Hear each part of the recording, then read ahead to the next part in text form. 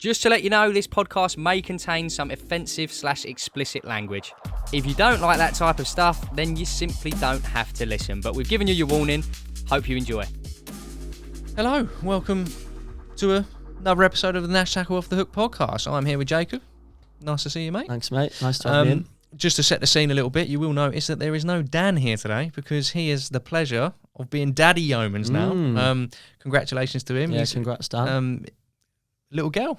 Yeah, he's had a little girl. So him and his partner. So he's on paternity leave for a couple of weeks. So Is that all he's got? A couple of weeks off? A couple of weeks. Yeah. We tried to do a week. Back to work. We need him. Yeah, Dad, come back. You got one day, then you're back, Dan. Pretty much. Oh, that's nice. So yeah, it's we're just going to do a little bit of a different one. You've saved me, Jacob, basically. I needed a guest to come in. I thought, who's going to want to listen to me just talking to myself for an hour or so? So you were available. Okay. We were due to have a catch-up anyway. We were going to plan you on having on the podcast. So we're going to catch up with you. Yeah, see how things are going on. Thanks for inviting me in. Appreciate it. How's life, mate? How have you been? Busy. I know you have. Busy. I have phases. Most of the time I'm busy anyway. I like to be busy and active and working towards things. But this last couple of months has been pretty hectic. Mostly because in July, I book July for my holidays because I feel like it's the hottest month generally, July, August.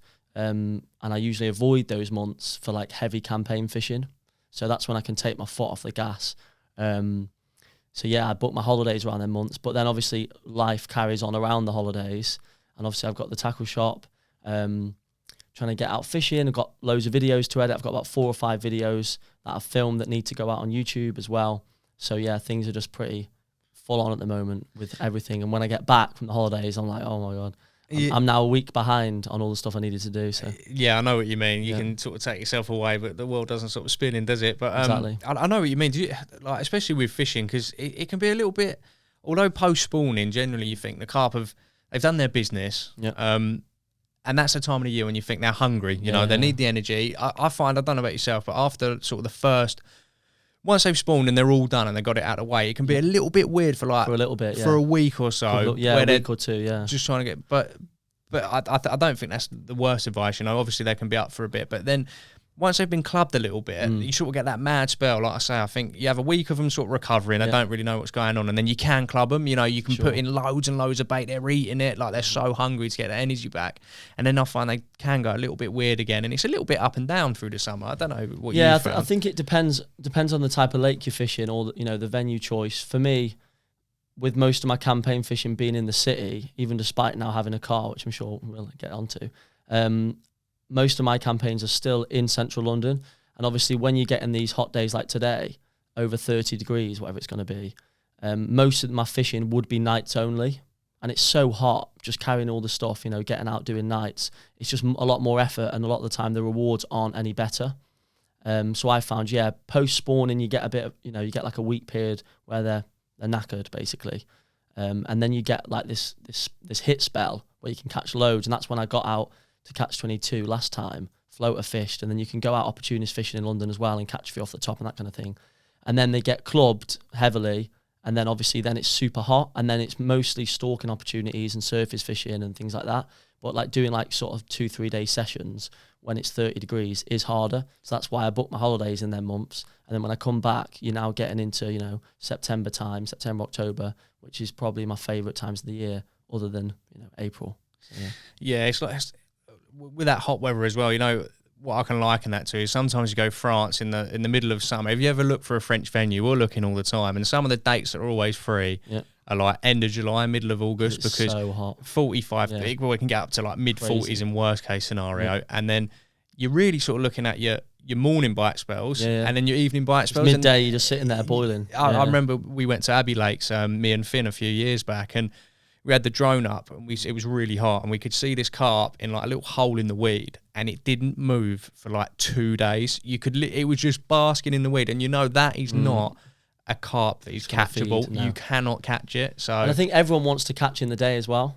Everyone, when you think about this perfect session, you don't think, I'll go to bed and then I'll get loads of bites. You're thinking, I'll be up with my mate, we'll have a social, the rod will be ripping off, we'll be going out dropping the rigs.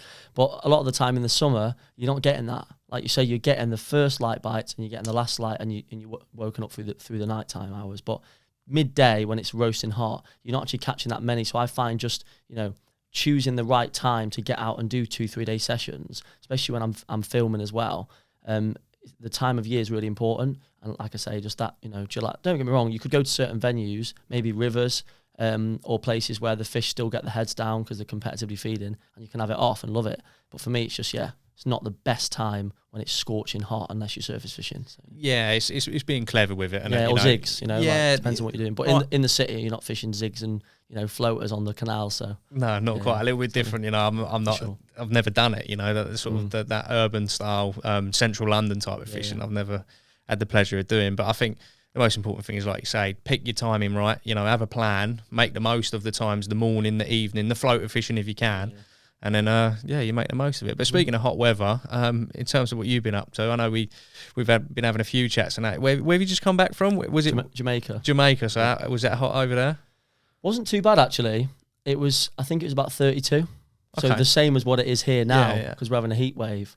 But I was in Portugal for a week, and then I had a week back here. I was doing a lot of editing work and a little bit of fishing, and then I went to Jamaica. So those are my 2 holidays. Main holidays for the year. And obviously I knew you were going to Jamaica anyway, but everyone else in the world knew you were in Jamaica, Jacob, because like Josh, I was talking to Josh as well and a few of the boys in the office. We were saying people were sending us, isn't this one of your boys? Like, and just this clip has gone viral. So random. For no one who's seen it, we'll probably get it and overlay it. Actually, we can do that, Josh. But don't do that. I try and keep the dance and the fishing separate. The 2 worlds don't collide very well. Well, this is actually really interesting. This one crossed over somehow. I don't know how. First time, because you're completely right. They are 2 completely different demographics. So how often do you come across someone who's really skilled at dancing and a passionate carp angler? Not a common mix, which I think is pretty cool, because it adds the story to it. You should hear the way the dancers. If I played clips of the way the dancers react to me fishing, and the way the fishermen react to me dancing, is so funny. Yeah, because the dancers will be like, "They'll ask, well, what do you do?" And say, I go carp fishing. Like, carp fishing, what's that? And I'll show them Instagram, they laugh straight away. They see me holding a big fish. And then the other way around, the fishermen are like, you dance. Like, so many anglers, this is the first time it's ever happened. I've always posted dance content, like I do it for a hobby every now and again. And fishermen, they don't have a clue that I dance most of the time. And then this one, I was getting loads of DMs from anglers saying, is this you? Is this you? Is this you? And like tagging me. Someone even made it, like, cropped it out and put me next to a bivvy saying, when you see the bee, all this stuff.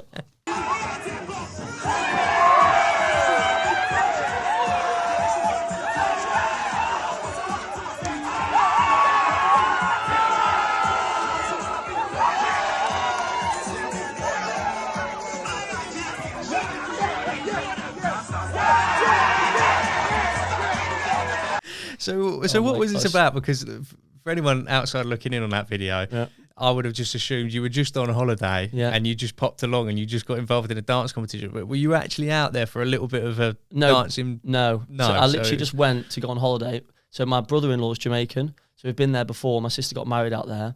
And when we were there was a festival on. It's not a dance festival. It's just, a music festival. And we said in the future we'll go back. So we planned the trip for this year. Went out there, me and my friend and my brother-in-law and his friend as well. It's like young and old. We went out as a little group. And basically, on the first day of the festival, I think it was, everyone was just chilling by the pool. There was like an adults pool, there's a bar there. Everyone was chilling out, getting ready for the festival. I was actually sat by the side of the pool, just chilling. And then the entertainment team came over. And they're like dancers. They're paid by the hotel, obviously, to entertain people. They come over, they start dancing, and they always get people up. And I know in Jamaica, the type of thing that they're doing, normally they get guys and girls up and they're making them dance together. So they're like, right, you got to whine with each other, go. And they're doing all this type of mad stuff. I was like, I don't want to be caught on camera doing any of this type of foolishness. So I was like, I'm going to stay, chill. We all got in the pool and we were just dancing along with them. They were just like, copy us, and we were just messing around. And they went, right, 4 girls, 4 guys. And I just tried to just look. And the guy was like, you, get up. Come on. And I said to my mate, come with me, just come with me. Because I thought he was going to be dancing with girls and some stuff. I thought, I don't want to be up there on my own, that's crazy. And in the end, it wasn't. And the girls went first and they just had to dance one at a time. And then, obviously, it was the guys one at a time. And he left me till last. But they obviously didn't know that I danced or anything like that. I bet you were volunteering. You were saying, get me out there. I wasn't at all. I hate, if it's natural, like everyone's dancing already, and I'm just, catching the vibe and coming in, whatever, it's fine. But when it's like strategic like that, where it's like, right, bring up 4 guys, I hate it. Because everyone's standing there watching, waiting to see what you're going to do. So I was actually nervous thinking, oh, God, I could do about this really. But the guy next to me was like, he was knocking me, he goes, don't worry about it, bro. Like, you know, you'll be fine. Just have fun. They obviously don't know that I like to dance or whatever. So that's why they reacted so much, because they weren't expecting it. They thought I was just going to do some silly stuff. And obviously I enjoy like this type of dance style. So yeah, I didn't expect that at all. And then I said to my mate, I'm not posting that. There's no way I'm posting it by the side of the pool, dancing, whatever, with my top off and all that. And then someone else posted it. And when like 2 hours later, it was getting reshared and other pages were posting it. And he was like, mate, you might as well just post it now. And I posted it. And I didn't expect that to be the reaction, to be honest. It was quite random. Yeah. Again, the first time I saw it was nothing to do with like the usual pages. I see friends of your mutual friends fishing and that. So I think it's pretty cool though. So it popped up on your thing, or someone sent it to you? No, it popped up like randomly on Facebook, just on an so organic weird, feed. And then all the boys in the office and people have seen it, you know. Like, but it's just virality. It's mad how it can happen and that. But it's just, it's a good crossover, mate. It is. But no, it's interesting and stuff like that. So you didn't go out there and plan all that. That was just no, it definitely wasn't planned. Gone viral. Afterwards, like things were trying to get planned. Like some of the DJs were like, "Oh, do you want to come up and do this?" But like I say, if it's too forced, it doesn't make sense. Because I'm not dancing professionally. Like I'm not training regularly now, so I don't even feel like I'm prepared to be going up on the stage and doing all this kind of stuff. So when it was like too planned, I was like, "Oh, that's all right." But this one was just purely random. It's completely off the. They haven't offered you a job, is it like the hotel staff? Like, you know, then people will run around. Yeah, the people who hype people up around. Yeah, that's me. I'll be there next year now. Yeah, no, definitely not. No. Bring it back to fishing anyway. Yes, you know, you've had your moment of fame outside. That's enough dance talk. Outside the carp fishing world. YouTube channel. Obviously, you've. How long have you had your YouTube channel now? I want to say about 5 years. Okay, yeah. When did I start? No, maybe more. I would have been about 19, so it could be on about 6 years, 7 years now. Yeah, and then obviously your editing gets better, you know, your storytelling and that. But one thing I did want to talk about, and for those who haven't seen this one, is your obviously I know you drop videos quite frequently, but this one I was really, really enjoyed it, mate. You know, obviously I'm very much exposed to a lot of carp fishing media.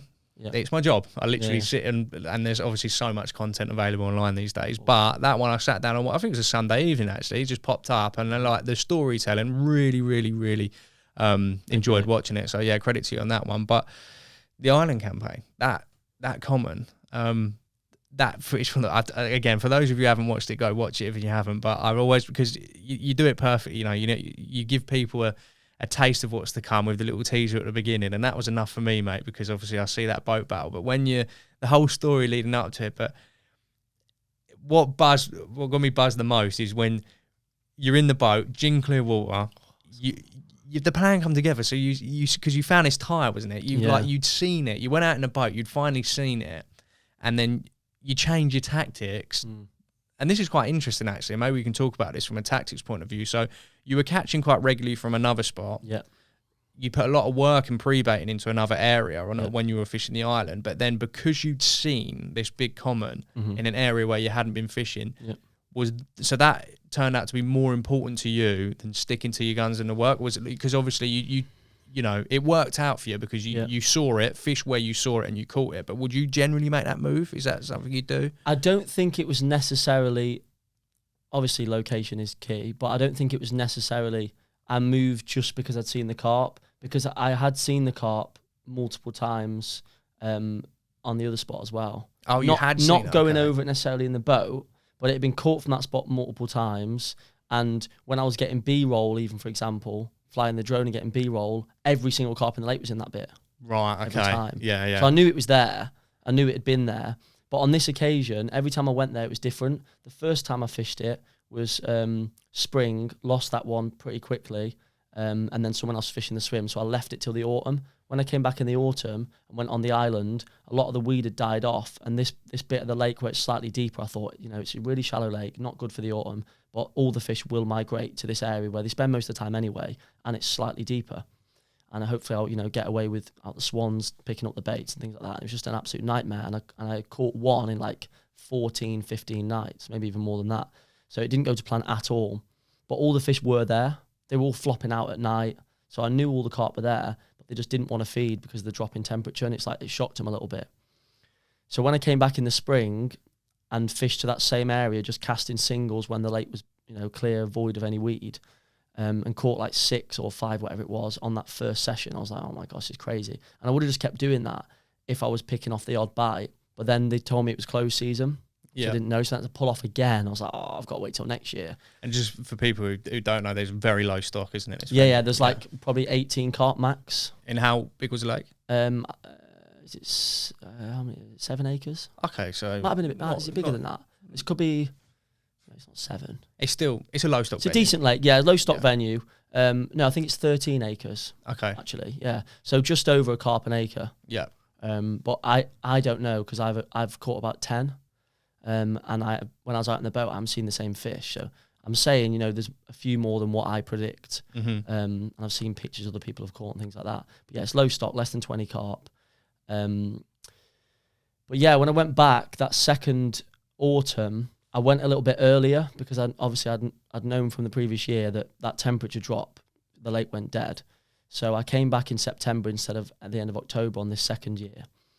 And I immediately went back to the same island where I'd casted across to and caught loads in the spring and fished the previous year. It was the biggest island. There was more space. I could clear a swim better, use the bushwhacker, drop it on the deeper holes. I thought this time the weed's still up. I had to rake a spot this time because there wasn't as many, there was clear bits, but the weed was moving a little bit. So I had to clean it off. And then I did one night, and that's when I went out in the boat and thought, something's not right. I went out in the boat, and there was a big thick patch of weed, like way thicker than on the island that I was fishing, just opposite me on the other island, where I'd never really seen the carp previously. Like whenever they'd show, even in the spring, they'd always be on that little bit. They'd never be on this left island. But I went out, and I saw absolutely nothing. And to be fair, the day before when I did a recce, I didn't see anything on the island that I was planning on fishing, and I did see a few on that other island. So even then I was questioning, should I move islands? But there was so much canopy over there to clean off to get a spot. I thought, I'll fish from here. I can always tow one long anyway. So when I went out the second day in the boat, and I didn't see anything on my whole side, and I saw like 4 carp and the big one on this patch of weed, I had to move. Yeah. Because I was like, there's no carp here. The swans are still picking me up anyway. The weeds died off more so than it has over there. And whilst that weed's fresh and the carp are obviously there, they've been there for 2 days, why would I waste my time sitting on this island? And I tried to tow one long, and I was just getting, I hooked a bream and I didn't even get any indication. So I was like, there's so much weed. You're fishing braid as well? No. No, okay. Because I thought I was fishing so close to the island. Yeah. I didn't have braid with me, and I was doing 3 nights, which I mentioned it briefly in the video. So I was like, I can't fish one across because there is bream, and if I get picked up by bream, I'm getting one bleep. Mm-hmm. But you're getting swans go past your margin, so you can't reel in every time you get a single bleep. So I was like, I have to move over there. It is what it is. So I moved all my stuff over, went to work, came back at like midnight, and just got the rods out. And there was one tiny spot, like where I saw the big one, it was all weed. There was weed on the bottom, and there was nowhere I could even put a rig. Like the silt was horrible as well. If I tried to put it in this little gap where there was a tiny bit of clear silt, it would just go straight in the silt. Couldn't even see your hook bait. But I've managed to find this tiny little spot. You could see it was all cleaned off as well. There was a big tyre that was in the lake. Yeah, that's what I remember. This weed around it, yeah. And then on the left-hand side, you could see little mussel shells and little stones. So it's obviously cleared off. So I thought, yeah, I'll just keep it simple. One rod. And also another thing someone had said to me is the big one doesn't like bright pop-ups. But I know it had been caught on bright pop-ups. So I thought, that's just, they caught it on a match the hatch. So they've come up with this conclusion. But I obviously had caught 10 fish and I had a couple of recaptures and not yet caught the big one. So I thought every time I'm hooking one on a bright pop-up, not only is the big one spooking, but also it might have actually weared off the pink. So it is a bit of a risk. So this time I decided to just not bait to bring fish into the swim, just put a few tigers and a few bits of hemp on this spot very close to where I'd seen the big one, just in the hopes that one comes in and feeds, and that's it. So I baited, put this double tiger on, just thinking, there's nothing else I can do now. If I don't catch here, I don't know what I'm going to do. But I thought it'd be like a week of that. Yeah. But then literally 3-4 hours in, it was like 4 a.m. I had a ripper. It was a swan. I was devastated. I come out in the boat all flustered. Like, obviously, I just had 3 hours sleep. Wasn't really expecting to catch one. Come out in the boat, no head torch on, no GoPro. And I remember like whining, think I've got one on the whole time. And as I got out, I could just see the reflection of the moon on the water. And then I just saw the line just come up to this swan. I was like, I don't remember that bit. I thought it was just No, like straight in. It was an absolute peeler. Yeah. And I went out in the boat and it was a swan. And I had no head touch and no GoPro. And I thought, I can't even film this if this is a carp. I remember thinking that when I was out in the boat. I'm an idiot. What am I doing? And then it was the swan. So I was obviously gutted. But lucky I had a little water box in the boat with me. So I changed the hook over, didn't have to go back. Put another lead on, changed the hook over. But because the swan had been feeding it, it kicked up all the mess on the spot. So I couldn't find this tyre. I knew, when you know a spot's here, but you can't find the spot. It's the easiest It's the easiest thing ever. But it's just so frustrating. I could see where my bank stick is in the island, and I knew the spot was like here, and I was going around weed, like for like 15 minutes. Then I just went, ding, and it just hit this little thing, and I'm like, and then I was going like that and knocked the tyre. And I was like, thank God for that. I was close to just going, I'll do it in the morning. Yeah, one you of them seen ones. that so close. I was there, and I was going, if I don't find it in a minute, I'm not going to catch one now, but let's be realistic. I've had a swan, like it's going to be light in, a couple of hours anyway. I'll just, leave it and do it in the morning. And then I just felt that, and I thought, yeah, cool. Dropped it on the spot, came back, went to sleep. And this time I was like, before I went to bed, I made sure I got my GoPro. Because when it's dark, your bivvy light's off and you get an absolute ripper. Sometimes you don't know where you are. So you're trying to grab where you last put your head torch and things like that. So this time I made sure I literally put it right next to me, like balanced a box up and put my head torch and my GoPro there. So as soon as I got the bite, I put the GoPro on my head, put the head torch on, turned the light on, then went out. And then that was another ripper. And part of me thought it could be a swan again. So I was taking my time putting the GoPro on there. And then when I went out, I saw the swan was off to the right. The same swan as well was like off to the right. But the line was going over there. But the fish hadn't moved. You get a ripper, but it's in the same spot where you hooked it. Yeah. You must have had that before. I'm too caught up in the moment to even I've had that so many was. times where, like, especially when you're canal fishing or river fishing, you notice it on a lake. Obviously, you get a bite, you don't know where the fish is. But I've noticed where you've had an absolute screamer, but you feel like the fish has done like 20 yards, 30 yards, and it's like in the same spot. It's like they're going around themselves in circles. Yeah, and it was literally over the spot despite it screaming off. And when I got there, so I thought, it's a bream. It's just gone on a mad one, and it's just there, just in the weed on top of the spot. And then it's only when I got over the top, I was, it's a common. And then that's when it turned, and I saw it, and I was like, it's the big common, and I was gone. And my legs were going. I was thinking, if I lose it, because when you got weed all on the line, it's doing that, you're thinking the chance, like it's probably 50-50 that I'll lose this fish.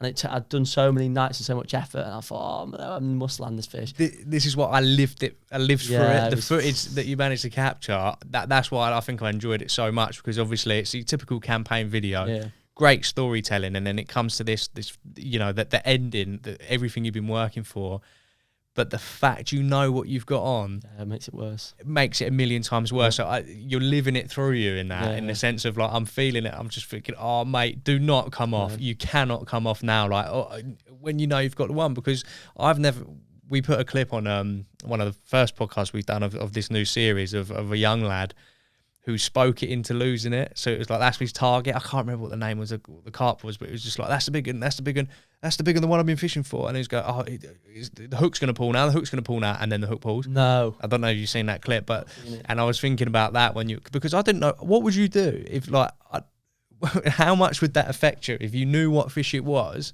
and then all of a sudden, all your work's come to that, and then hook pull? Could you build yourself back up again to, I don't know how long it would take me personally. I think I'd need a good week to reflect and then say, we get up and go again. I would have cried and sold all my gear. I'm joking. At the end of the day, it is fishing, But in the moment, when you've put so much time in, it's not just fishing, is it? Like, obviously it is in the grand scheme of things, but when you've got up, you've got your gear, you've prepped everything, you've got the bus, you've carried your stuff, you've done 4 nights on the island, gone back in the spring. Like, the amount of time I dedicated to that, you do think I could have spent that time doing something else. If you've got to that point where you've hooked, all of it's leading up to catching that fish, anything can happen before that, and you go, yeah, but I know I'm going to get the fish. Hooking it and actually losing it at the point you've put in all this effort, that would have been devastating. I don't know what I would have done. I would have gone back. Absolutely, definitely would have gone back. But would have been, devastating. Would have been the worst loss ever by far, of course. It's all ifs and buts. Because the more time you put in, the more, the more devastating it is. But the whole time I was thinking I was going to lose it, because I've been in so many, in fact, more often than not, when you've got a big ball of weed on your line where the lines meet in the water, and you can, when you can see the fish, going like that, and your rod hasn't even moved yet.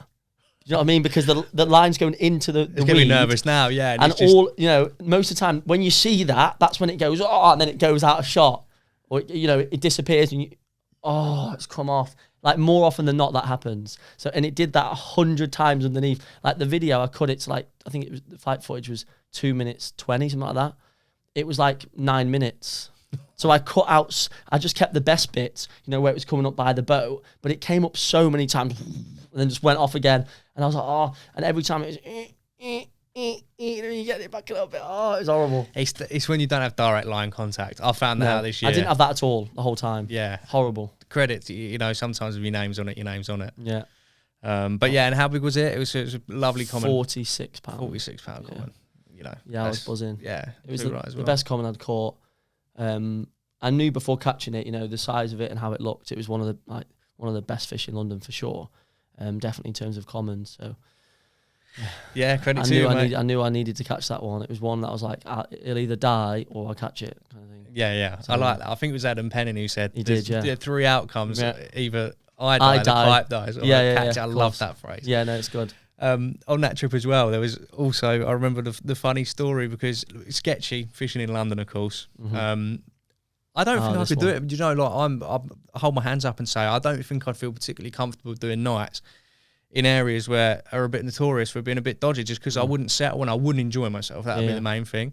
So you guys who get that buzz from it, you know, credit to you. Everyone has their own things that they enjoy and like. But, and again, sorry, people who have seen the video, you know what I'm about to talk about here. But for those who haven't or want to find out more, you were night fishing a certain area on one side of the lake, was it? And then you had an encounter with a naked gentleman. Is that putting it right? What's the essentially, story? yeah. To comment on your first comment, initially, you know, being in central London, where I wasn't so aware of my surroundings and that type of thing, I'm quite cautious. I'm not the type of person that goes, the risk is, you know, someone comes over and there's a problem and it's fine. Like, I am quite careful. If it's not safe, I'll either take someone with me or make sure I'm really well hidden. But most of the time, I'd say 99% of the time, the type of problems in that area won't be directly related to, you know, won't have any correlation with anglers at all. Yeah. So it'll be beef between the people themselves, or it'll be an area where people are stealing stuff a lot, or, you know, there's a lot of... but it's never related to anglers. Like, if you're there in a tent zipped up, they don't even know the value of what you've got. It's not like, you know, if you sat there silly at night time in the middle of the city on the canal with your phone bright out, someone will go past on a bike and take your phone. So it's just knowing, but you're not unsafe in terms of protection. No one's going to come and set your tent on fire or stop, you know, stabbing your tent up. That's just not what happens. Like, people think London's always unsafe. You have to mix with it in that crowd most of the time to, you know, get in these type of issues. So I've never actually felt unsafe to that point. Don't get me wrong, I've been on lakes where I've heard, like, I can hear a gang coming over, you know, coming past, and you do think they could just go, what's his chance, start kicking it? But it's never happened. They always just go past and just leave you alone. So I think over time you build up, you know, the confidence that you actually are quite safe. You know, sometimes on some of these syndicates is where you have the most problems. People coming over the gate and stealing your alarms when you're sleeping, because they know the value and what's, you know, so that's a good point. You don't get any theft in London at all. I've never had my gear stolen while I've been on the bank. Obviously your car and your van might get done. But yeah, for that point, I generally feel quite safe. But you just have to make sure, you know, especially if you're sensible. Sensible. If you're a younger lad, you know, you're not going to go out, because if they see you're a younger lad, they'll know, you know, you're an easy target. So make sure you go with friends and make sure you fish the venue in the day first, get a feel of it. But yeah, on this occasion, going to the story now, for those who've heard it already, for those that haven't, this forest itself is well known, notorious for how can we put this politely? Basically, dogging, pretty much. Yeah, and homosexual dogging. Men will meet up at night. This is the thing it's known for. I thought it was just, you know, an old wives' tale. It's just, you know, people just saying, "Oh, men meet up there at night." And da, da, da. I thought they don't know, do they? Like, they actually, come on, they don't know this big forest. I'd never seen anyone on previous trips done the night. I'd never seen anyone, but on this one trip in particular, I was bivvied up on this like, I would say like a stone beach type swim. And you had to walk a fair way to get there. From the main road, there's only one main road passing by the lake. The rest, you'd have to come through fields and that type of thing to get there. So you'd have to walk a bit of a long way and go through like a bush, through a little opening in a bush to get to where I am. So you'd have to have the intent to go there. So I'm thinking no one's going to come here. Yeah. Just meet by the road, by the tree or whatever. But it didn't cross my mind. I didn't actually think it was true that men were meeting here at night and getting up to this type of activity. So I'm just there in my bivvy thinking it's dark and, you're in a forest, but no one's coming over and troubling me. If someone's going to unzip my tent, they're going to be brave, aren't they? Because you don't know. There's a lot in fishing as well. If you're going to mess with a certain type of crowd, most anglers are not the people you want to mess with anyway. You're not going to go up and unzip an angler's bivvy. Most of them you get whack over the head. Yeah. So I'm in my bivvy zipped up, facing, half my bivvy's facing the lake, but I can see this, this entry point to the little bit that I'm fishing. At like 2 a.m, it's raining quite heavily. It's like a storm. And I woke up hearing some like mumbling sound and like footsteps. I just thought, oh, it's weird. Some geezer walking around at night. So I kind of woke up a bit. And it got closer and closer. Started tapping on my bivvy. I thought, what? So at this point, are you scared now? No. No, you're not scared. Thinking, you're just like...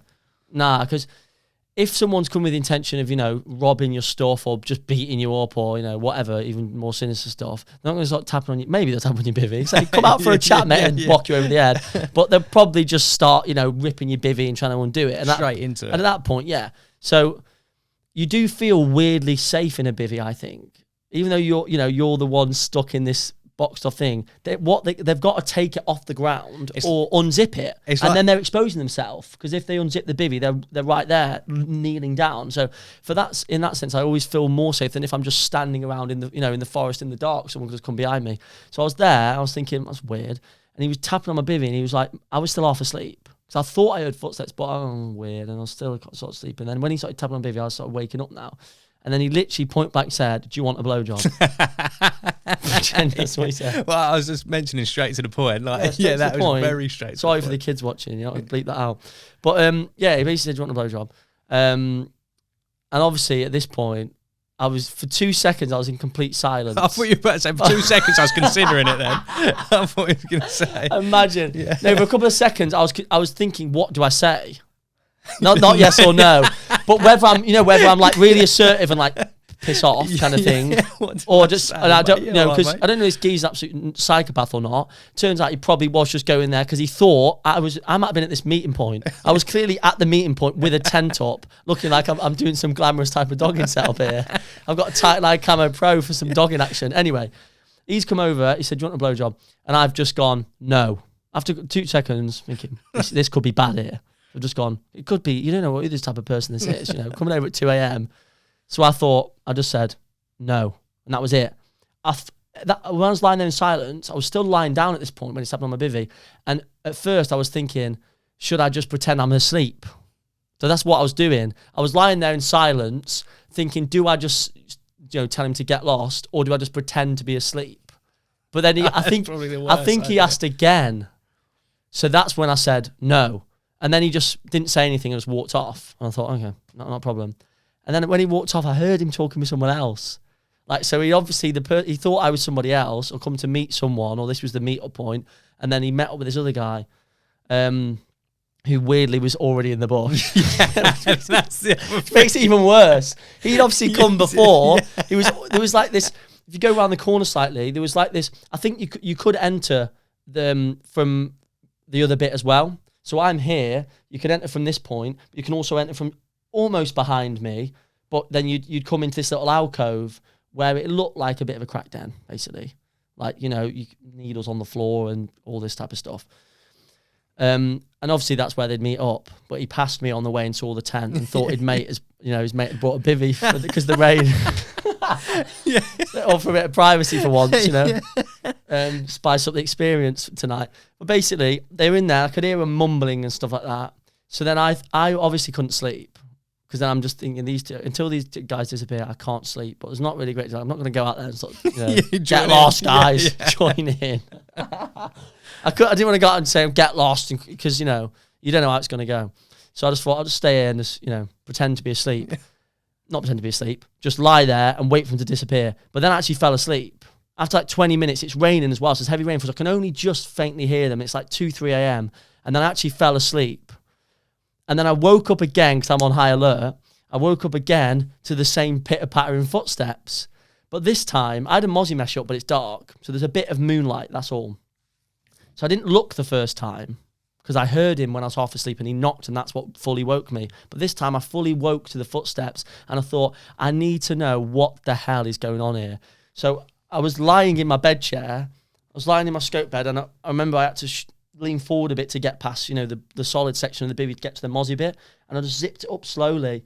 But I didn't want him to hear that I was zipping it up either. You'd think it's a pair of flies under him. It'd be straight in there. Yeah, so you're trying to let me in. So I was doing... Let me zip my pants. So I'd done it up dead slow now, and then just sort of tried to look out. And as I looked, it was when... And I didn't even want to look whilst he was still walking either. Like you're saying, just in case he hears me or whatever. So just as he was making the turn is when I just clocked, and I'm not kidding you, it was literally a 6-foot geezer, fat and completely naked. No shoes and socks or nothing. Carrying his clothes. Carrying his clothes, like of what he had of clothes, like maybe like a t-shirt and some boxers. He didn't have like a full set of clothes in his arm, but he just had a couple of bits of items in his arm, and he was walking off. Obviously it's dark, so I'm only getting... And it's just some big bloke, fat bloke, bollock naked, no shoes and socks on this gravel in the rain. And then I just got the nearest bank stick and thought, there's a big bloke. Yeah. He comes back, he's getting whacked on the head. I'm not taking any chances. But he didn't come back. And, they're meeting up to do that. It's a known thing, which now I'm aware of. It wasn't made up, it's true. And I put myself right in the middle of it, so I guess it's my own fault. That's a very... And then I thought, well, I'm not going to put myself here again. So then, that's when I moved off and thought, yeah, I need to get on this island. Can't be fishing here. This is madness. Yeah, island is safe there. I could do it if you're on an island, because you're not going to get... Well, then again, it was pissing down with rain, walking through on the gravel. He could have walked through the lake and all. Just walked straight through the lake. Done what I did with Waders, and he could have just gone, let's meet up on the island tonight, boys. That could be the new hotspot. Bit more peace and... He might have gone, we don't want that bloke in the bivvy fishing again, disturbing us, so we'll meet on the island tomorrow. And then I'm there waiting again. I'd love to have listened to his conversation when he's gone and told his mate, I've just knocked on this bloke's tent door, like it wasn't some random bloke. Yeah. So they having a giggle. They'd have had their own perception of But I don't know. There's a few weird people out there, and it's interesting. Yeah. Life in London, eh? Stories of London. Mental. I did go back there though. You did? Yes, because after you caught it, you mean? No, after that happened, I did fish that swim again, even though I didn't want to, because when I went onto the island and didn't catch. In the spring, I wanted to fish the same spot again because I knew the carp were there. It's just that they weren't feeding. So when I went back, I went to fish the island again, but I couldn't wade through because the water level had risen by like 2 foot. So it now wasn't safe to wade through in case I dropped through the silt and obviously filled with water. So I was like, right, I either need a boat or I need to just fish from the swim.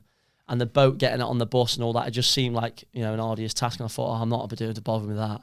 I'd have to bring all my gear first and then bring the boat after. And then, so I thought I'll just fish from that swim, and I'll just put my bivvy at the other side of the swim so that if they walk past, I'm not in their route. And I never saw anyone again. Yeah, it was a one-off. Yeah, it was just a one-off. So maybe they're waiting for a thunderstorm again, but they never came back. Yeah. But I nearly didn't put it in, the film. What, that? Yeah, because there was a lot of talking, because normally I like my films within 5 minutes I've caught something, or, you're involved in the video and something's going on.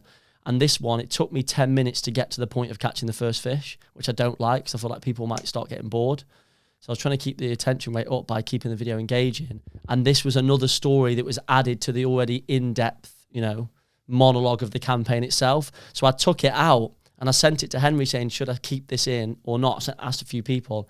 And they all said, you've got to keep it in because it's funny. Henry was the bloke running away, mate. Yeah, that was him. Imagine that. No. The whole time I looked out and it was Henry. Well, this makes it it's interesting though. It's different, it's isn't it? different, Yeah. and it just it highlights what you have to deal with at these places when you're fishing these urban venues. Yeah, no, true, yeah, for sure. But on the stark contrast to that, going back to some of the other fishing you've done, I know you've been you went away and did a bit of filming with Alan. Yes. Up at Catch 22. Now, I remember this place.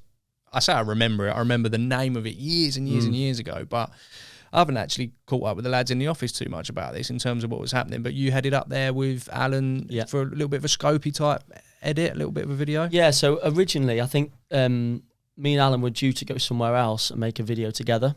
And then it changed to Catch-22 because obviously the lake's been closed for a number of years. It's a good opportunity to fish a lake. You know, some nice carp in there. Alan's been there before and caught some. And, you know, these are some of the benefits that you get when you're in the industry, and ones that don't come around that often, where you're given access to fish a lake before it's open to the public. So we wanted to capitalise on that. We wanted to make, you know, an easy-going, fun type of video. Alan's was more, I guess, more like of a demonstration. He was covering a lot of topics. So he decided to fish one of the other lakes, the Specimen Lake. He dabbled between the two, but he was going to focus on the Specimen Lake, and I was going to make my own video on the main lake, both Nash TV films, but we decided to split off rather than doing a video together to actually fish different lakes with a different style of context. Yeah. And mine was just focused on in-session. I've turned up at this lake, tell the audience how it is, you know, it's not been open for a long time. A few people have fished it. The carp are going to be hungry. We're going to put a lot of bait in, you know, and try and catch them on the top, on the bottom, tell you what rigs we're using, and just a very much in-session piece. Alan's was more, you know, demonstrations of what he's doing, how to float a fish.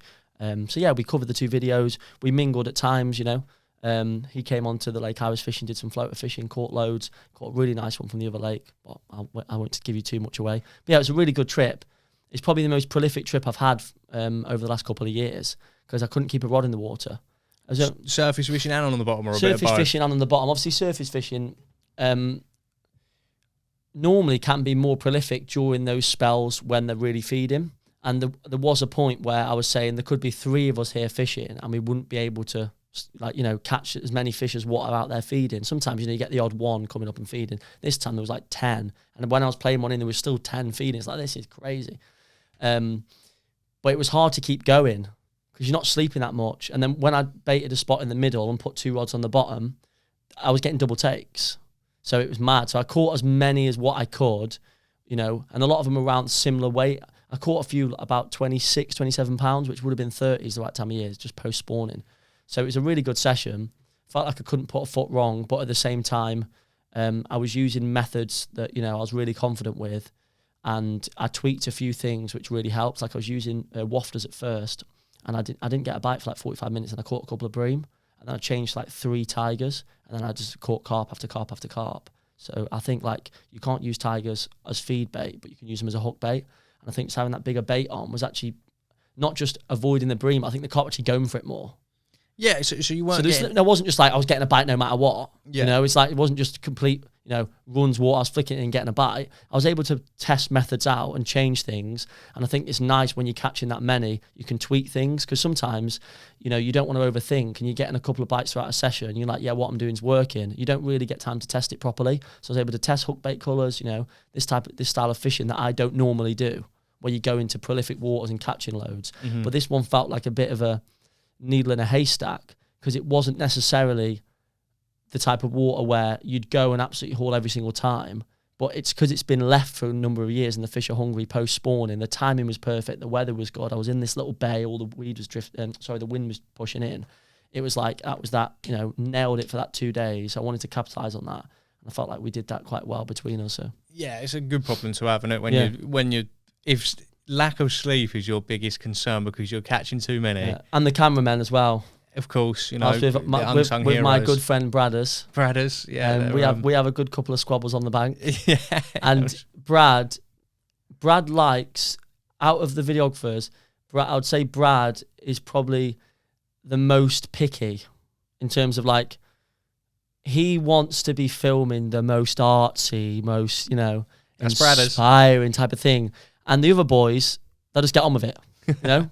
They film the shoot, they'll just get on with it. Yeah, Brad will go, you don't need another 12-pound common, man. It's adding nothing to the film. Bring the rods in. So I'm always arguing with him over, no, the next one could be a 40. He's going, we're fine. Because I'm going to him, hurry up. I need to get the rod back out. He's going, what are you rushing for? You've had 18, 20-pound commons already. Yeah, this is the thing as well. Yeah. Like, you can't, when you are filming, it's different. I know it's, and I don't want to use the typical, like, not excuses as such, but, you know, like, the cliche of a phrase now, fishing with a handbrake on, you know, but it is, you can't just do something, you know. Sometimes you have to react really quickly to something you've seen, something that's happening in that moment. But with that, if it doesn't make sense on the film to our viewers, to our consumers, then you can't do it. No, it's our job, you know. I don't think you're not doing your job. It's interesting because I even forget this, and then every time I go on, because I don't. A lot of the filming I do by myself, so I can stick a GoPro on and just do what I'm doing. On the odd occasion, I'll set a camera up and have to do something again because I need it for the film and it makes sense. But you know, my YouTube channel is, you know, it's authentic and there will be mistakes in there. There'll be shots I haven't got. But obviously the boys at Nash, everything's set to a high standard. So, you know, they want to get the perfect shot to go over the perfect bit of dialogue. So if they've not shot it, it didn't happen. So if I saw a 50 right in the edge, the biggin in the lake, and it's there mouthing on you know, bit of bread that's fallen in, I can't get a rod out quickly and get the hook on and get some bread on and catch that fish. There's a chance that fish will drift away and I won't catch it because, you know, I know already now, but, you know, after multiple shoots, that if I catch it and it's not on film, Brad will go, it's pointless. Absolutely. Pointless even catching it. Yeah. So they would rather you wait and maybe miss the opportunity. So it is fishing with the handbrakes on. And when you're catching loads, it can be, sometimes it's fine because Brad's got every shot he needs, or, you know, whoever out filming me. Usually it's me and Brad filming together. But even if it's Toby, like, you'll get every shot he needs. And then from that point onwards, you know, you can catch a couple and it'll be fish number 42. Not going to film and take every time, but there is a point sometimes when you're catching a lot, I just want to bring it in, change the hook and get it back out. Because it's all, you know, it's already a lot to deal with. When you getting a lot of bites, you're trying to keep on top of it. You've got one in the sling, you need to do photos of that, and you need to get the rod back out. You need to top up the bait. There's a lot going on. You want to capitalise on it and catch as many as possible. You're in that mode now, match mode. And then, you know, then you've got the cameraman going, no, just chill out. I want to film you doing the wrap sticks. I want you do a piece about your mono, why the mono's good. And it's hard because you want to just be full on.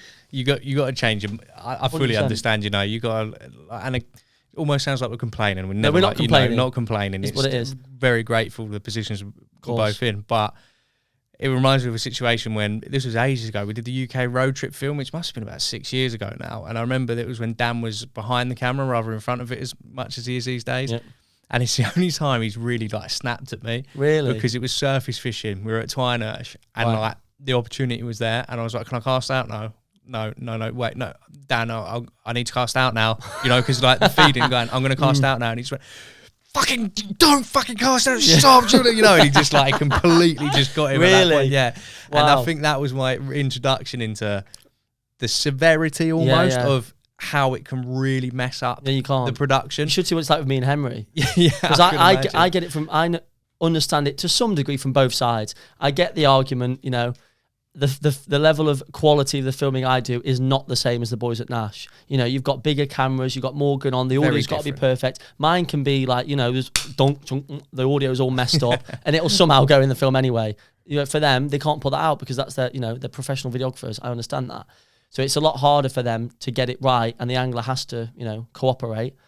But I get it to some degree because there'll be times where I'm filming, I'm out on a trip with Henry, I'm filming it for my YouTube channel. So not only am I trying to think of what I'm doing for fishing, but I'm also trying to film both of what we're doing. So, because I don't want to just talk about everything I'm doing and go, oh, Henry's got a 50. So I'm also going to do a narration. You know, Henry went and fished that spot. He will get there, just pump his boat up, rods are already made up, boom, he's gone. I go, bro, I'm trying to film. Like, just slow down. He goes, just get on with it. So I get it. It's annoying. I'm like, I'm trying. And he's like, you're so slow at getting your rods out. I'm like, bro, I've filmed the whole thing that you've done. So you just don't understand what I'm saying. So I get it. It's annoying. But at the same time, a carp's an animal. So if it's a normal shoot and you're not involving a wild animal that you're relying on feeding at a certain time and picking up your hook bait and all these other variables, it wouldn't mind so much because I can wait. You know, you want to get that shot now. But the carp ain't going to wait. So the carp's feeding on the spot, boshing and fizzing and you know, and I've got to wait because you've got to get the camera angle. It's not like, it's not a complaint. It's just the fact of the matter is you will catch less. Yeah, and it's the nature of this. Yeah, it just is what it is. A weird We wouldn't be in the position where we can fish as much and enjoy the fishing, you know, and call it a job if this wasn't the case. Yeah. So, you know, it's a catch-22. So 100%, mate. Yeah, so it's one of them. We just said there sums it up perfectly. Yeah. You know, it's a good problem to have. It's a good position, but it's just different. You know, it's not your. I'd love to see Dan shouting at you. That was quite funny. Yeah, that was. I don't think anyone's ever shouted at me. Yeah. Me and Brad have had arguments. The best one was in Amsterdam. Tell you what happened. We lifted a court. We just got to the lake, and it was near the back end of the trip, and it was a tough trip. Second time we'd been there to make this one film. And I baited this spot. It was an entrance into a massive lake in Amsterdam. And it looked really cool, all pillars coming out of the water. And I scattered loads of scobic boilies all across all these pillars and spotted tigers on one of them. So I had like an area where the fish would, you know, feed in this one spot. But I was trying to get them moving. I got there 2 days later. I thought, God, this is like a needle in a haystack. This lake here. What are the chances? Flicked out. Honestly, it hit the bottom. I put the rod down and it went straight away. So it was all carnage. The boys were like, I'm getting my mic's on. And then they managed to start filming. And I had it and netted it. And we were all buzzing. Like it was £37 as well. Like we were over the moon. We finally got this filmed. And I lifted it up and did a piece to camera about this. It's the start of the trip. This is crazy. What am I going to catch? I don't know what else is going to happen. And then I went to release it. Like the fish was resting for a bit. I was about to release it. And Brad went, no, we need to do one more saying, you know, I'm so happy I've caught this at the end of the trip. As in, like, he wanted an ending. Because in case we caught nothing else, he thought, you know, we've ended on a high. Yeah. We've ended on a high. And then I was like, no, because it's Brad, we're friends, it makes it more difficult. If Dan said it, I'll just, you know, just go along with it. Because I'm friends with Brad, if I don't agree with what he's saying, I will say, you know. So I was like, no, but we've just put the rod out and caught one, so we're obviously going to catch more. So why would I do this at the end? It doesn't make any sense. And because we were so tired, it's the only time like we ever had like beef. And he was like, just do what I say. And then did like a Dan. Lost his head. But I get it. Like, you know, I don't hold any grudges. He's got a job to do. And I'm, you know, annoying him as the angler by trying to tell him, don't do that because of this. I remember once I was filming Urban Banks. I remember Alan and Dan were having like not an argument as such, but Dan was saying, you worry about what you're good at, the fishing, and I'll worry about the filming, Don't you worry about what I'm doing. That was the first time I filmed with Nash as well. I thought, what that? Yeah, it happens, but it's all good vibes. We all get along anyway. You know, it's like I say, it's a good problems to have, you know. Exactly. Like, it sounds like we're moaning, but no stretch of the imagination. Sure. It's a good laugh, and at the end of the day, you know, we all enjoy the same thing. It's a good laugh. But for sure. Moving back onto your life, obviously things have changed quite a lot for you, really, over the past 2-3 years. You know, you've come a long way since I first met you. Would have been a few years back. You know, you started your own business. Yeah, obviously you started Flanks Tackle, so that was a joint venture with yourself and Henry. Yeah, correct. And then you had to change the name to Rib Tackle. Yeah. So we can go into why you had to do that shortly, but that's a big lifestyle change for you now. And I think speaking to you recently, you can tell the impact it has on your life because you've got a massive responsibility now. You know, you're running a business. You've got income, you've got expenses, you've got expenditure, and you've got to put this all into one pot. And it's your first time living through an experience like this, and you've got to get it to work. It's in something you know, the tackle trade, which you're familiar with. But how's it all been for you? And how long has it been going for now? So I actually had a very small tackle shop in 2020, 2021, just coming out of COVID. I think just before COVID, I set it up. I was working in an aquatic store. Anyone who's been following me, you would have seen a while ago, I used to work in an aquarium store in Angel in central London, somewhere I worked part-time when I was in college. And I kept all my fishing gear there. It was like my central hub. And I got really friendly with the owner, and he basically said to me, you know, if you want to sell fishing equipment, you can have a part of the store to sell fishing equipment. So I set up a little small business then and was selling mainly Nash stuff. Because I was, at the time, I wasn't full-time with Nash, but I was like sponsored by Nash.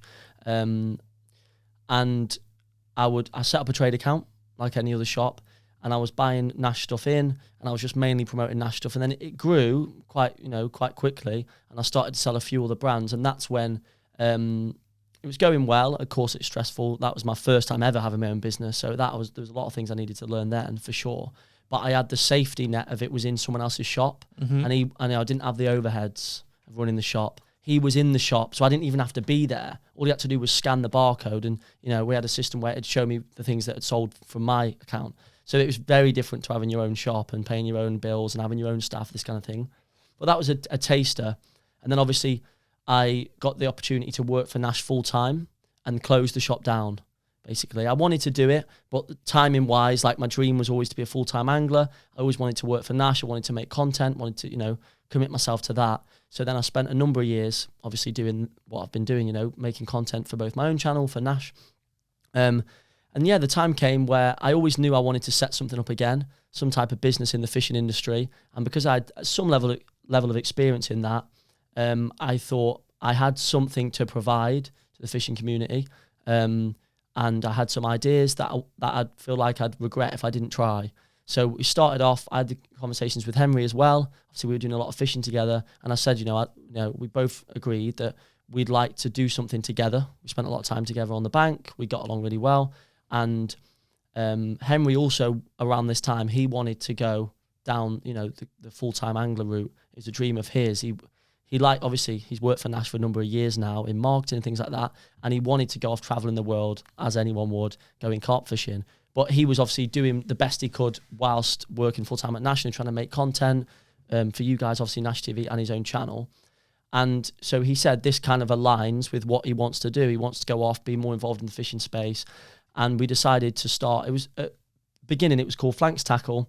And we just sold bundles, easy to use, like setups of rigs, all Nash stuff as well, because obviously we have a strong affiliation with Nash. People trust that, we've used this stuff ourselves. We're not just trying to sell them stuff to make money. We actually believe this stuff is what you should be using to catch as many carp as you can. Mainly aimed at the beginners or people who, they need a bit of assistance and help in terms of rigs, because, you see some people's tackle boxes and they're absolutely full of stuff. I get it all the time, even now. Even some competent anglers, the tackle box is full of stuff and they hardly use any of it. And then, they don't know what to put together properly. So we just made that simple, made some bundles. And that was, to be honest, that was the business model to begin with. Flanks Tackle. And you didn't have a premises at this point? Didn't have a premises. So you just signed up for a trade account like anyone could? So basically, to get a trade account, you're probably aware of this yourself, to get a standard trade account as a retailer, you need to have a bricks and mortar premises, essentially. Because we're only selling small bundles, off the back of YouTube videos, you'll see like Carl does his bundles with Guru, and he'll have like merchandise and things like that. A few other people do it. They just sell off the back of their videos. They don't have a shop. And basically I put that forth to Dan and said, look, I've got this aspiration to have my own business and I would love to keep working for Nash. No matter what, like if I'm in the fishing industry, like I want to be making content and being affiliated with Nash, but I do want to do this as well. So he said, okay, we'll see how it goes. You're selling some small bundles and things like that. We'll let you have a trade account, as a business, so you can do that. That's fine. But as it grew, we wanted to start selling more of the range, and we started expanding. More promotion was going to the business, and obviously it got to the point where it's not fair for us to have a trade account and being able to sell on an online store and not have a shop. Yeah. Because the rules are you need a bricks and mortar store to have a trade account. Because we're selling a couple of bits, we weren't a fishing retailer. No one could buy reels off us or rods off us or any of the rest of it. Yeah. So it came to the point where, Nash said, you need a store if you want to carry this on. And I said, yeah, I understand that. The business has grown more than what I thought it would. We've leaned into it more than I thought we would at this point. So we looked into getting a store. All whilst this is going on, to be honest, even before this point, a guy had reached out to Nash directly, who had a business called Flanks in Germany. I'd never heard of it, obviously. The name was available to purchase the name in the UK. So they hadn't bought the name overseas, they just bought the name in Germany. We should have seen this. I don't want to blame Henry because, we're both, we're business partners. We should both be double checking everything. But basically, there was nothing showing Flanks when it comes to the registration of the name. It was only once we'd purchased the name. It's not that expensive. We purchased the name, but the more important part was we'd ordered all the boxes. So we'd ordered branded hundreds of boxes, thousands of stickers and all this type of stuff. Henry went to set up the Instagram account and saw Flanks. Oh, so And we were like, obviously we knew straight away we should have just checked on Instagram first, you know, and on hindsight and Google. Basic 101 Google, business. You check if someone else is called flanks. But genuinely, we didn't see this flank. I'd never heard of flanks tackle. Like, a bit naive. Of course, there's going to be, you know, shops that you haven't heard of before. We never heard of it, so we just thought. And what's mad is the reason why we missed out as well. It wasn't like we went, flanks, yeah, this is the perfect name. Woo, we'll buy it now. It didn't just happen like that. We took months. We changed the name multiple times before we'd bought anything. We went backwards and forwards. We had about 6 names we wanted, but they were taken. So we'd already checked and they were taken. We were going to call it Flank originally, but then we knew everyone would say... You get the gist. Well, we can say swear? Wank. We knew everyone going to go wank. Yeah. So basically, flanks with an X, it had a slight, you know, banks with Nash and affiliation. And at the time, we were only selling Nash stuff. So it kind of made sense with that. And we just liked flanks because, you know, wanks doesn't quite sound as catchy as wank. You know what I'm saying? Yeah, fair enough. So that was genuinely the reason.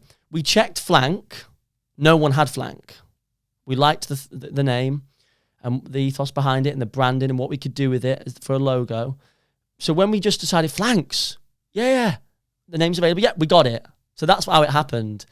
But then we forgot to check the Instagram with the X, and that's when we realised once we'd already bought and ordered the boxes, it was taken. The guy contacted Nash, wasn't too happy, obviously, thought that we knew and just copied his name. And then Nash got in contact with me and said, this guy's calling up. He's not happy. He wants you to change the name. Da, da, da, da. And I was like, I said, give me his number. So I spoke to him on the phone, and it was a back and forwards for a while. He wanted us to, you know, change it immediately and all this type of stuff. And we said, we can't change it immediately. We've got hundreds of boxes. And then it was whether he was going to buy the boxes off us and use them himself, this type of stuff. But I promised him, I said, look, I promise we'll change the name. We didn't do it on purpose. Gentleman's agreement. Yeah, we'll change the name. Promise you. It went on a contract and everything. So this guy's like, nope, don't believe you. My lawyer said we must have a contract in place. And in the contract, he wanted us to like delete the Instagram account and all this stuff and remove anything that had Flanks branding. It's like, well, that's all our posts, so we're not going to do that. So then it was that's changed the contract, and it was a bit of a headache. But eventually, you know, in the background of all this, we were thinking of another name, and Henry actually came up with Ripper Tackle.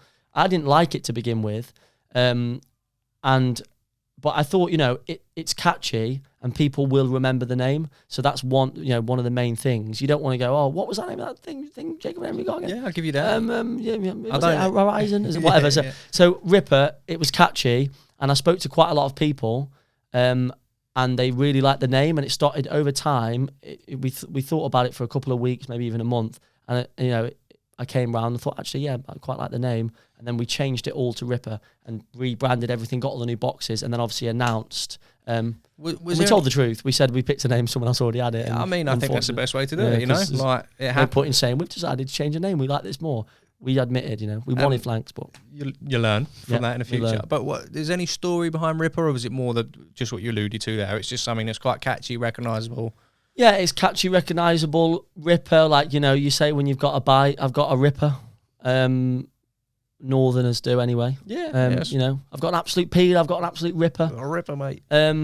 Yeah, so that's where the name came from. Like I say, Henry did come up with that name. And eventually I thought, what it was, I thought of loads of names, but it's so complex and difficult thinking of names. Like the amount of names that I came up with that I was like, yes, come on. And then I would look, and like even some, Nash bought that 10 years ago. Like there's so many. Like even just things like, you know, some of the sub-brands that you've got, Pursuit, you know. There's so many little names like that I liked, like countless amounts, like hundreds that I come up with. And then I looked and someone had bought it for a brolly they brought out 8 years ago, and they've kept the name in case they need it again. So it's really difficult. You think about it over the years in the fishing industry, there's thousands of people that try to think of names for every product they've got. And sub-brands, like you say. Sub-brands, yeah. I've sat in many commercial meetings where we've floated. Trying to name something. But behind and it's very difficult because you've got 30 different companies all going for it at once who are registering the trademark or whatever it is, and it is a difficult thing to do. So for that reason, I'm not saying I don't like the name, but you know, it wasn't my first choice. I'm happy to admit that. But over time, it was the best name that we could come up with at the time. So many people have messaged me going, at the start, they were like, oh, why don't you try this name, mate? I'm not sure, Ripper. And they were sending me stuff. And I was just like, absolutely not. My mum said, I sent it in my family group chat. Henry was laughing his head off. I put in, guys, we need help for a name. The stuff my dad came out with. I've seen many videos of your old man. Hilarious. He was like, what was the one he said about a perch? It was killing me. He said so many, gudgeon this, perch that. Oh, it was so yeah. Basically, in the end, we had to come up with a name, and Ripper Tackle was the name that we went for. Yeah, and to be fair, mate, it took me a little while if I'd refer to your shop or you and Henry, really. You'd say Flanks. I'd go Flanks, but now I don't. Yeah, so it has done the job. Eventually, you know. I think it's short and simple and catchy, and you can Ripper Tackle. Yeah. So that's what it does. It does its job. Yeah, but you've got the brick and mortar store now in Crewe. Yes, so we opened the store. Basically, I went off on a tangent there about the name, but yeah, when it comes to the point where we needed to have the shop, obviously the decision was either close the business or open a shop. Mm-hmm. With having a shop comes a lot of pressure, and it is a big decision because to fill a shop with tackle, it costs a lot of money. And, getting the contracts across the line, setting up the business, as a proper partnership, getting more brands on board, figuring out how am I going to get around that, promoting other brands and, picking the right stuff that's going to fit in the shop logistically. I had the original warehouse, I say warehouse, my sister's garage. My family was sending out orders, these bundles, things like that. It was all packaged nicely. And obviously moving into the shop now, we've now got thousands of products and, doing the inventory, the stock takes, all this type of stuff. Me and Henry were taking on the whole workload. So it was a big shift for me. I had very little experience in it from having the shop before. But obviously, the benefit of working for Nash, one of the largest fishing companies, and that was very helpful. I wouldn't necessarily say insider knowledge, just a good knowledge of the products themselves. So we heavily focus on Nash equipment because we understand the products. We can talk to the customers about the products, the pros and cons and everything else. We've used them for years and years. And people obviously trust what we say because we work for Nash outside of the business. It's two separate things altogether, but people still know that we're using Nash equipment. So if I say, the scope bed, trust me, it's the bollocks. They know I'm not talking rubbish because I've used it for 4 years. And this is easy, credibility. Yeah. So we have all the brands in the store. Of course, we're a retailer. To be competitive, we have to sell a range of equipment. But the majority of the shop is Nash Tackle, especially recently with the new scope range that's been launched. Obviously, there's a subterfuge range came out not so long ago, and now the new scope range as well. So the shop's full of scope rods, scope luggage, scope beds, bivvies, all the rest of it. But yeah, there's a lot of moving parts. It can be stressful, training staff, It's always hard to find staff because they're never going to be as passionate as you are yourself. But we found some lads, really hard working. They want the best for the business. We've got to a point now where we've got them. And it's forever growing. So you feel like, yes, I'll go in for like 2 days. I'm like, I wish I was fishing so much. Why have I started this shop? Sometimes me and Henry go, should we have even done this? Yeah. He's off in Canada fishing and he's like having to, take calls and do emails and this has come to someone else's address and all that kind of stuff. And we're not at the point yet where we can outsource. So we are dealing with the business, every part of the business. So sometimes I think, I wish I was just fishing. This making this content. This was the life, But anything good. Well, listen, anything worth having is hard to get. So yeah, otherwise everyone will do it. Yeah, otherwise everyone will do it. Yeah. So I'm willing to take a couple of years of hard work, the business growing. Every time I feel like this is set. A new variable comes in to play. But I enjoy it. I like being under pressure. Like, as long as I'm just outside of my comfort zone, I've got something to work on, I'm happy. So good. That was going to be my next question. Choose anything else. Are you enjoying it? Yes. And even sometimes on the specific day, it might be stressful and you might, Correct. Like you mentioned there, was it worth doing? But as long as you enjoy the hard work, enjoy being under pressure. It's one of them things in life, You've obviously got an entrepreneurial attitude to yourself. Things don't come easy. No. I wish you the best of luck with it, mate. I think unless you hit like abnormal returns on a market that's not been tapped into before, you're gonna experience so many problems that make you think like, you know what, working for someone else is nice, Yeah. Like the guaranteed income, you've got that level of comfortability. Not the same level of freedom, but when you start your own business, most businesses fail. So you know that subconsciously, most businesses fail. 1 in 10 make it in the first year, and then out of those, 1 in 10 make it after 2 years. So it's like a very small percentage. So when you look at it, you don't have any freedom when you've got your own business. Yes, I can choose now what time, I go and do that, but I've got to do it. So sometimes, working, 9 till 5 can be easy. You can go home and relax after.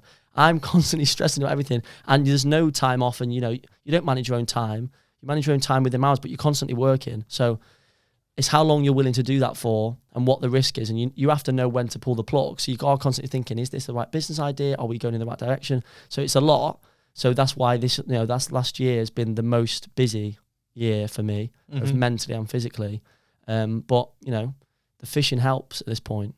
The fishing helps, and I'm off today. So 100%. Yeah. I can relax to some degree unless I'm catching loads, which is a good problem to have. Well, I was going to say, you got a lovely day for it. I'm not necessarily the best fishing conditions with this sort of little mini heat wave coming in again, but got the floaters. But yeah, like I say, it's good. You're wish you the best of luck with it. I'm sure it'll be one of life. So you'll look back in a year, 2 year, 3 years time, and hopefully things will be going good. You'll be proud. It'll either be, I'm glad I did that, or it'll be, I think I lost my mind. What was I doing? And then you'll be on to the next thing. But before we wrap things up, mate, I just wanted to touch on what you've got up and coming in terms of your films and that. You mentioned to me that you had a video in motion at the minute, which involves, I said, the line bike. So it's basically, for those who are outside of London or any area that doesn't have them, the bikes that you just unlock on an app on your phone and you scoot around towns. I did it in Hungary, nearly died over the tram tracks. Because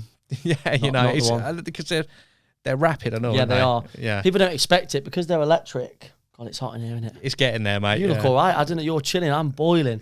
People don't expect it. I've been on them with friends and stuff a few times that not used them before, and like you say, you scan an app on your phone, you pay for an hour, and as soon as you push the pedal, it goes. And sometimes people fall off straight away. They're good little bikes, especially for fishing, because you've got all the gear on your back. You don't be going up a hill in the summer, especially most of it's opportunist fishing. I'm not taking my bed chair. So when it's hot, it's actually quite refreshing because it's electric. It rides for you, basically. And a lot of the venues are quite accessible via this transport method. So I've moved in closer into central London now. So there's a lot of little park lakes, little canals, little rivers, things like that, where I can get there a lot better, cheaper, more efficiently, and not have the issue with parking on a bike as opposed to my car. So over the last couple of months, mainly sort of end of May, June time, I was going out on this little bike with my new scopes. Nash sent me a couple of scopes to test them out. Not necessarily test them out, but got them just before they arrived in shops and stuff.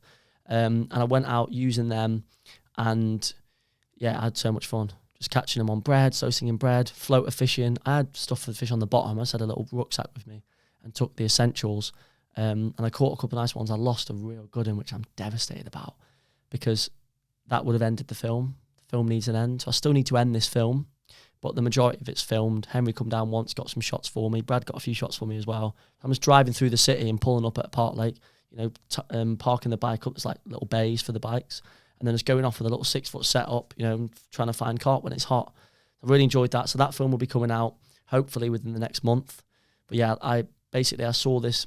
I was trying to catch on slow sinking bread. The fish were really wary. All the little commons were going for it, as they do, and the bigger mirrors in the lake were wary, and they were like sort of drifting off the bread. And one was facing away from me. So I creeped down the bank and I could see it was facing away from me. All the fish were spooking off around it because they could see me blatantly. And he's not seen me. I just squeeze the bread, tested it in the edge, and squeeze it a little bit, so it sinks a little bit quicker. I flicked it past it, this little 6-foot rod, and tweaked it back, and it literally went like this. Stopped right in front of his mouth and just went. Easiest way I was going to get this live. It could have just spooked off because you'd seen the bread, but I brought it away and then bounced it a little bit close to it. I was right on top of it. You see it on the GoPro. I'll put it in the video. And it come over and just took it, and bang! And it was like a 27-pound, that ridiculous plated scaly thing. There was loads of people about, and on these park lakes, they will come over for sure, especially in central London. They will come over and what are you doing? All the fish, because they'll see the fish and they'll walk the dogs every day. What are you doing? Oh no, you're hurting it. Like, they'll come over and start causing commotion. Yeah, right. And some come over shouting. Some older guy was looking, going like that to me, and I was thought, oh no, here we go. Like what? I'm walking up the bank with this 6-footer. Luckily, they're quite inconspicuous. So I'm holding it, like not even bent up properly because I'm more worried about the commotion. I'm holding it sort of just walking up the bank like this. What a nice day. And then I get to this tree and I stop next to this tree and sit down. The fish is kited like rapidly like out and just gone like that. And then it's coming back. It just doesn't know what's going on. It's really shallow water, like 2.5 foot. I noticed this snag right in front of me. I would sit right in front of a snag, wouldn't I? Right in front of a snag. This is where this big tree was. Everything else was open grass. Everyone could see me. Everyone was on a picnic on the bench and all that. They could see me. So I'm sat by this tree. Minding my own business. Mr. Beano. And then basically it comes back round. And I think, wait, when it gets to this snag, I want to stand up. And then it come back round. And I was glad it was going that way because my net was over there in the tree. So as soon as it went clear enough and the people stopped looking, I would have just ran to where my net was. But it came back on itself and then came towards me. And then I thought, well, as soon as it comes near me, I'm going to stand up. Normally, if there's a snag in front of you in 2.5 foot of water, you can guide the fish, you can see it, and not a problem. This thing, I stood up and it just went straight through the snag and bumped straight back through again. Like literally so it's wrapped itself around. Messed me up badly. Went straight in and straight out like it knew what it was doing. Around this thick piece of branch as well. It weren't coming off. So the fish is doing that thing I was talking about, common, where it's you'll have to bleep that out by the way, just so you know. They're common. And yeah, Josh will get that. Yeah, Josh will bleep that one out. And as it's I can see this fish, mad nice scaly one. I'm thinking this is perfect. It's exactly the fish I need to end on. I've had a couple of commons. Brilliant. But I've got it in this snag. I need to land it. I'm trying to 6 foot rod. So I haven't got the purchase. That's the only downside with the 6 foot rods to get around it. But even still, I probably wouldn't have been able to. And it's done, what you don't want to see. And it's gone, and then you've just seen it go. Hook's just pulled. Disgorged, yeah. Just the perfect disgorge. Popped out. I was like, wounded. So now I've got to go back. But I'm trying to give the film some, a bit more dynamic, or some more dynamics in terms of the style of fishing. So rather than just going around with bread every single time, I'm now going out with the 6 footers and showing how you can actually fish on the bottom as well. Some people they can't, they work in the day, they can't get out while the sun's up and it's hot. And the fish aren't always up for a feed on bread. After they've been caught a couple of times, or a lot of people have done it, they become, they get wary. So now I've started baiting some local lakes around where I live. On the bottom and just taking 2 6 footers out in the little sleeve with little leads on everything and little pop-ups. So I'm going out now and just flicking them out and just sitting down and doing a few sessions in the evening. And, once I've caught a nice one, that film will go out as well. Okay, yeah, wicked. So you're not going back for that one you lost? No. Was that the biggest one in there, was it? Wasn't the big one, no. I've caught them up to about 30 pounds. Really nice fish in that lake. I've had a few similar to that fish. It's not like, oh my God, it's the target. But for that specific video, I was like, I just did 3 days. And at the end of the 3rd day is when I hooked that and I lost it. So obviously I was gutted because it could have been an ending. And now it's dragged on to this, another 10 sessions potentially to get.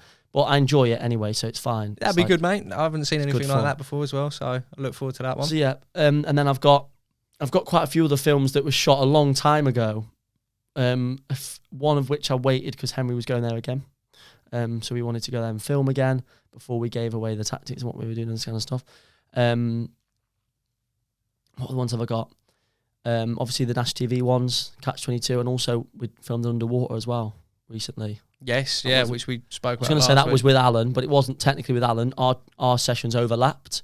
Dan went down, Ollie went down. It was tough. Clear water, but there wasn't enough fish traffic coming onto the spot, so it was really difficult. But it was fun because it was very, what's the word?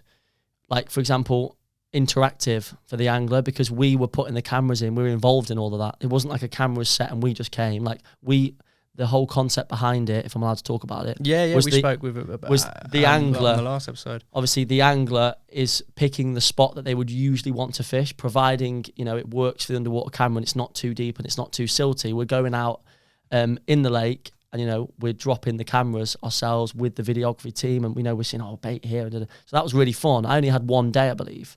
I came late on the first day, so we didn't bother fishing. Yeah, because you had flight problems, didn't you, on the way back? My flight got you delayed. And Dan had sort of similar levels, but you managed to nick one. And speaking to Alan this morning, he's just been on another shoot on another underwater film. Oh, really? And from the feedback from the people who do it all the time, the guys at Topography, Elliot and Mike Bridger and a few of the other guys, we've had a bit of result, I think. Really? Considering it was our test tapes as such. Yeah, that'd be a good one once it comes out. I was so happy to get a bite because I've seen all the underwater videos before where people getting spat out 100 times and kind of stuff. Yeah. And I got spat out, but it was by the fish with the mouth was a bit strange, wasn't it? And it was sort of didn't know what it was doing. So the first one that come in, that's what my excuse is. The first carp that come in with his proper mouth, I said I'm going to hook it, and it got hooked, and it was that one, wasn't it? What were we calling it? Spike. Were we calling it? Yeah, it was. Spike's the one you caught. Spiky dorsal. Yeah, and that's the one I caught. So hopefully you enjoy that film. But it's my first underwater experience. That was really fun. So those are the 2 shoots I've been on recently, Nash TV. And then I've got quite a few videos coming out. I've got a big campaign film coming out on my boat that was filmed years and years ago. I'm working on the edit for that. That's going to be a 2-parter. That'll probably be released in the next couple of months, and the second part in the winter. So yeah, I've got quite a few things going on. There's a few other films as well that I need to put out. I've got a film about the shop, setting up your own tackle shop, the window getting smashed in. That'd be interesting. Behind the scenes Not that bit specifically, the whole thing, but yeah. Behind the scenes on running your own business, and the pros and cons of being in the tackle industry. So yeah, a few things in the pipeline, and I'm off today to go and fish Catch 22 again. But this time I'm going with a friend of mine, and we're fishing on the little intimate specimen lake, if you like. They're both specimen lakes, but this one is low stock, and the carp are they look like they're hand picked, absolute bangers. Every one's just immaculate. So forward to that. So that'll be coming out. So stay tuned, mate. You got it all coming up. Yeah, busy. I think I need to get an editor. More stuff for you. I'll do 1 hour editing, and then I'm off fishing. So yeah, it's all fun and games, mate. But no, thank you for jumping in. I know because you're on your way to Catch 22. I sort of told you it's on the way, and we've just looked, and it's 2.5 hours away. Yeah, 2.5 hours. But right. No, I appreciate you coming in, mate. It's been a pleasure. Enjoyed talking about that. And in terms of podcast episodes, Dan should be back in the next episode. Talk about his little one. Yeah. We might have to go to him. I don't know what's happening. His life has changed big time, yeah. But and I also wanted to say thank you to everyone who left some lovely comments. Obviously, last episode we had a serious start to it. The Nash bait, with the Nash bait ceases trading soon. So, big thank you for everyone for the support on that. It was good to see some comments from people. It meant a lot to people. Sure. And we saw a lot of stories, and we'll be doing a nice follow-up video about this soon, so more will be coming. But yeah, as for now, thanks for joining me, Jacob. Thanks, mate. Appreciate it. See you all next time. See you later, guys.